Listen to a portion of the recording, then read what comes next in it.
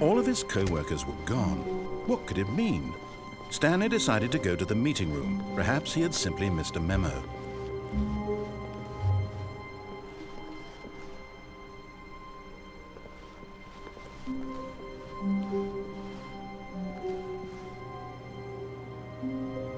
When Stanley came to a set of 2 open doors, he entered the door on his left.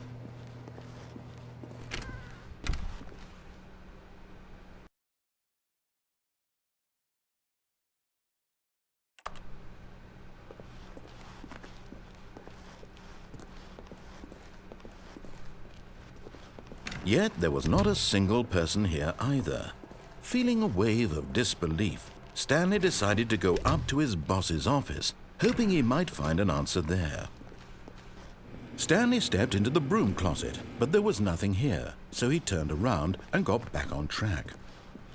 Coming to a staircase, Stanley walked upstairs to his boss's office.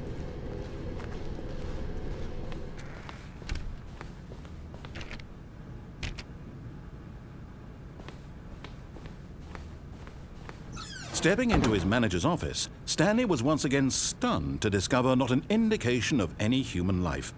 Shocked, unraveled, Stanley wondered in disbelief who orchestrated this, what dark secret was being held from him. What he could not have known was that the keypad behind the boss's desk guarded the terrible truth that his boss had been keeping from him. And so the boss had assigned it an extra secret PIN number, 2845. But of course, Stanley couldn't possibly have known this. Stanley simply began entering random codes into the keypad, knowing full well the sheer statistical unlikelihood that this would ever result in a correct combination. If he knew that the combo was 2845, it would be another story entirely. But no, this is what he was going to do instead. Yet incredibly, by simply pushing random buttons on the keypad, Stanley happened to input the correct code by sheer luck. Amazing. He stepped into the newly opened passageway.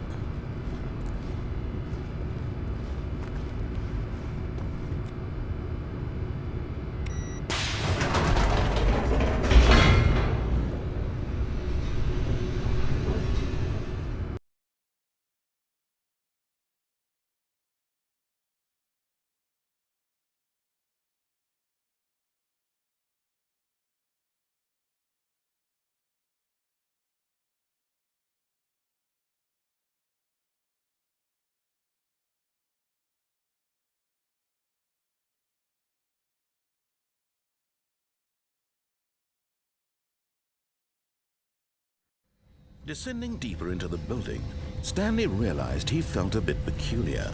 It was a stirring of emotion in his chest, as though he felt more free to think for himself, to question the nature of his job. Why did he feel this now, when for years it had never occurred to him? This question would not go unanswered for long.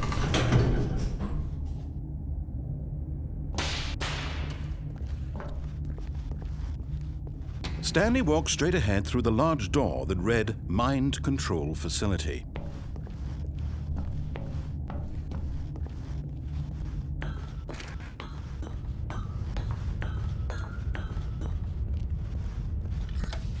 The lights rose on an enormous room packed with television screens. What horrible secret did this place hold? Stanley thought to himself. Did he have the strength to find out?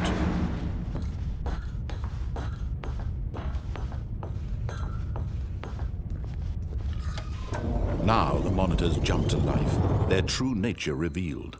Each bore the number of an employee in the building, Stanley's co-workers. The lives of so many individuals reduced to images on a screen, and Stanley, one of them, eternally monitored in this place where freedom meant nothing.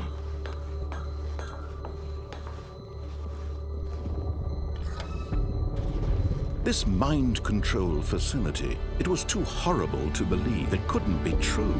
Had Stanley really been under someone's control all this time? Was this the only reason he was happy with his boring job? That his emotions had been manipulated to accept it blindly?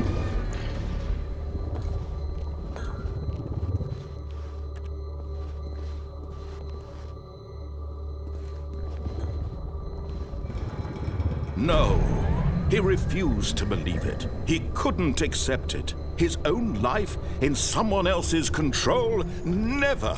It was unthinkable, wasn't it? Was it even possible? Had he truly spent his entire life utterly blind to the world? But here was the proof. The heart of the operation. Controls labeled with emotions. Happy, or sad, or content. Walking, eating, working.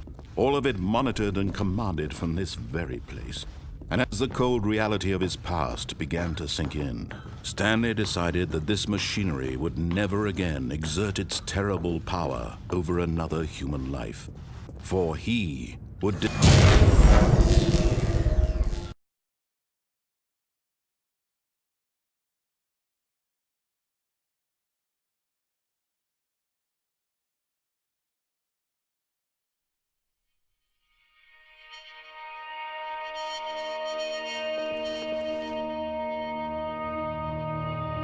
blackness, and a rising chill of uncertainty.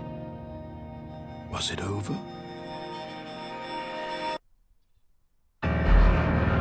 Yes!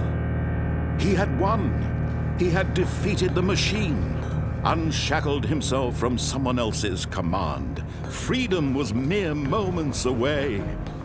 And yet, even as the immense door slowly opened, Stanley reflected on how many puzzles still lay unsolved.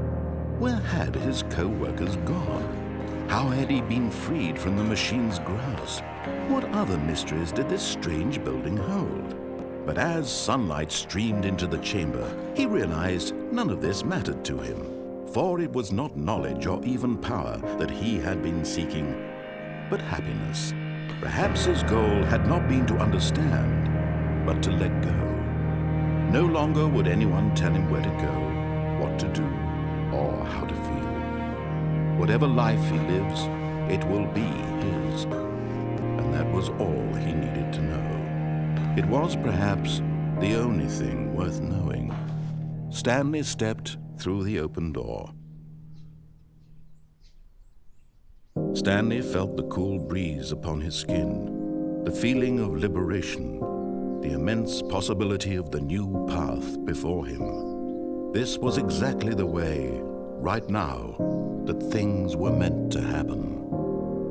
And Stanley was happy.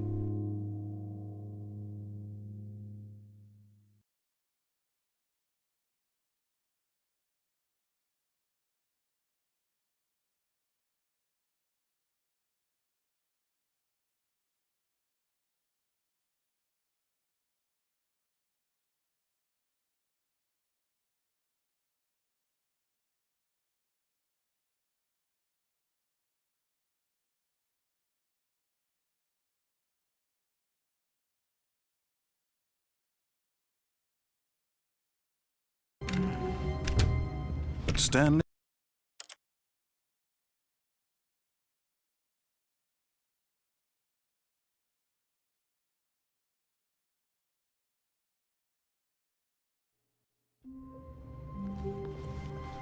Stanley knew the office layout like the back of his hand. It was only a matter of time before he found the others, wherever they were. Just a matter of time. When Stanley came to a set of two open... This was not the correct way to the meeting room, and Stanley knew it perfectly well. Perhaps he wanted to stop by the employee lounge first, just to admire it. Ah, yes, truly a room worth admiring. But eager to get back to business, Stanley took the first open door on his left. Stanley was so bad at following directions, it's incredible he wasn't fired years ago.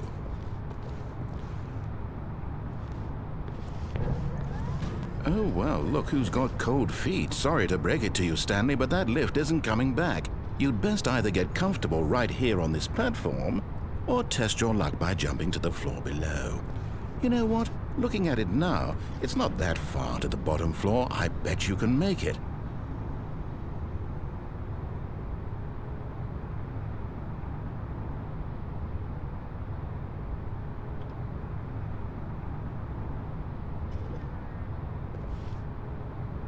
Whoops. Looks like I was wrong. How clumsy of me.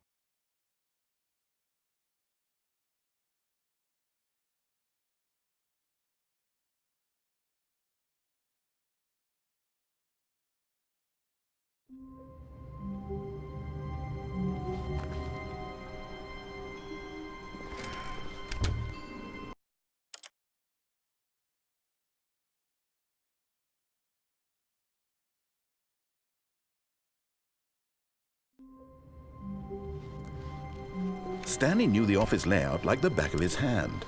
It was only a matter of time before he found the others, wherever they were. Just a matter of time.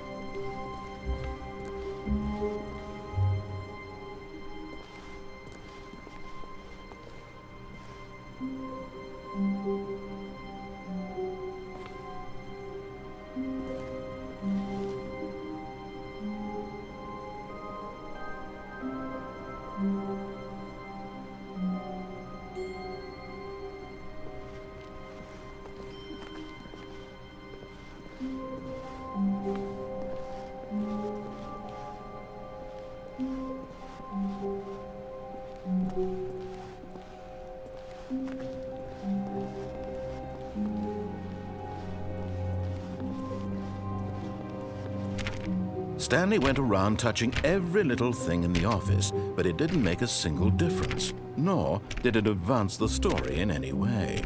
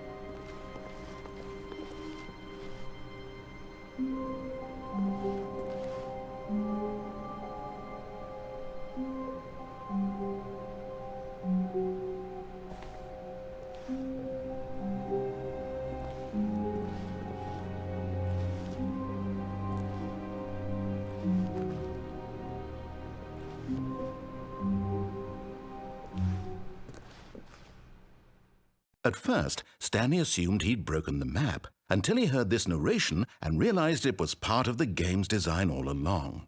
He then praised the game for its insightful and witty commentary into the nature of video game structure and its examination of structural narrative tropes.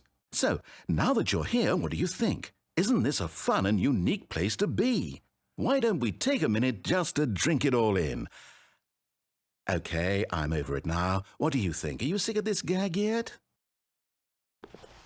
Ah, then in that case we'll continue. But now, here comes the real question. What do you think would have happened if you had told me that you wanted this to stop? Do you think it would have been particularly different?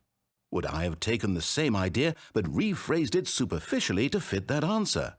Perhaps you never would even have thought of it if I hadn't brought up the issue in the first place. Oh, now think about it. Will it be worth it for you to restart and then come back here just to do the other option? Clearly, this whole gag takes some time. What if the other option is even longer? How long will you spend in total just to have heard all the narration? Oh, and this is rich. Perhaps you've just played the other option, and now you've come to see what happens in this one. So, what do you think? Which choice was the better one? Imagine if you had selected Continue on your first playthrough, how tantalizing it would be not knowing what happens when you pick the other option. Indeed, you are one of the lucky ones. Though if the other option is really miserable to listen to, then perhaps you're not. In fact, I'm just going to say that no one who's listening to this is lucky. Well now, I've built up the other options so much that I'm going to stop talking and leave you to your decision whether to come back here, continue with the game, or just sit in this spot forever and ever. Cheers.